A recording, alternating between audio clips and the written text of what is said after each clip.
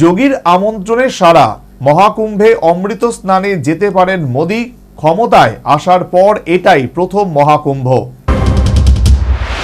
প্রয়াগরাজের মহাকুম্ভে যেতে পারেন প্রধানমন্ত্রী নরেন্দ্র মোদী। জোরালো হচ্ছে সম্ভাবনা, তবে এখনই প্রয়াগরাজ যাবেন না মোদী। ভিড় খানিকটা কমলে যাওয়ার সম্ভাবনা রয়েছে তার। ক্ষমতায় আসার পর এটাই তার প্রথম মহাকুম্ভ, আবার সেটাও হচ্ছে ডাবল ইঞ্জিন সরকারের রাজ্য উত্তরপ্রদেশে।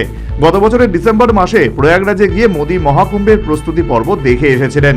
এবার প্রধানমন্ত্রী মহাকুম্ভে অংশও নিতে চান। মোদীর মহাকুম্ভে স্নান বিজেপির রাজনীতির অস্ত্র হিসেবেও আগামী দিনে কাজে লাগাতে পারে বলে মনে করছে গেরুয়া শিবির। জানুয়ারি মাসে 13 তারিখ থেকে শুরু হওয়া মহাকুম্ভ চলবে শিবরাত্রি অর্থাৎ 26শে ফেব্রুয়ারি পর্যন্ত। মঙ্গলবার প্রথম অমৃত স্নান হওয়ার পর ফের অমৃত স্নানের যোগ রয়েছে চলতি মাসের 29 তারিখ মৌনী অমাবস্যা, ফেব্রুয়ারি মাসের 3 তারিখে বসন্ত পঞ্চমী, 12 তারিখ মাঘী পূর্ণিমা এবং 26শে ফেব্রুয়ারি শিবরাত্রির দিন। প্রধানমন্ত্রী মহাকুম্ভে অংশগ্রহণ করলে তা অমৃত স্নান যোগেই করবেন, তবে সেটা কোন দিন এখনো তা জানানো হয়নি।